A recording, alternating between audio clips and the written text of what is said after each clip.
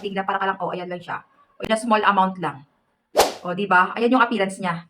Masyadong panapan ako ngayon ni Dermalab. Ngayon naman, meron akong Dermalab Emo Renew Serum. Ano ba yun?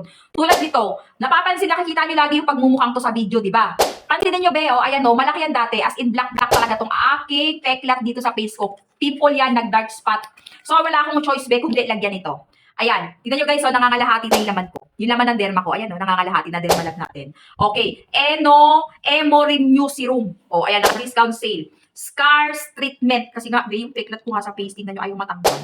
Ayaw matanggal yung peklat ko sa face. Ang tagal-tagal na nito, hindi ko na alam ang gagawin ko sa kanya. So, gagamitan ko na lang ng serum. Kung saan yung may spot na medyo may peklat sa face mo, sa face, sa binte, kung saan man dyan, lagyan nyo ng serum.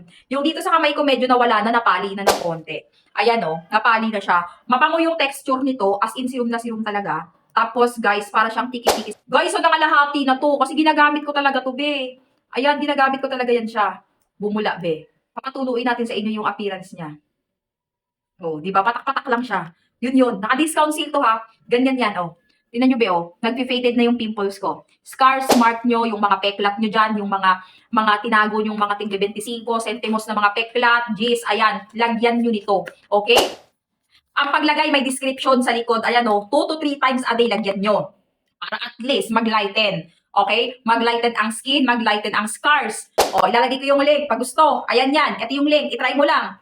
Grabe. Ito, ilang araw pa nga lang ako naglalagay, nag-lighten na, oh, di ba? O, paano pag itutuloy-tuloy ko pa? Wala na akong mga ariking-king sa paa. Kung meron na, papakita ko sa inyo, pero ngayon wala na. Clear na. So far, so good. So, ito sa pagbumuka, meron na iwan, nag-iisa. Swerte nyo. Ayan, oh, bilisan nyo na. Kasi ang mura lang nito. Naka-discount sale to. Basta ito yung price. Tingnan mo na lang, i-click mo dyan.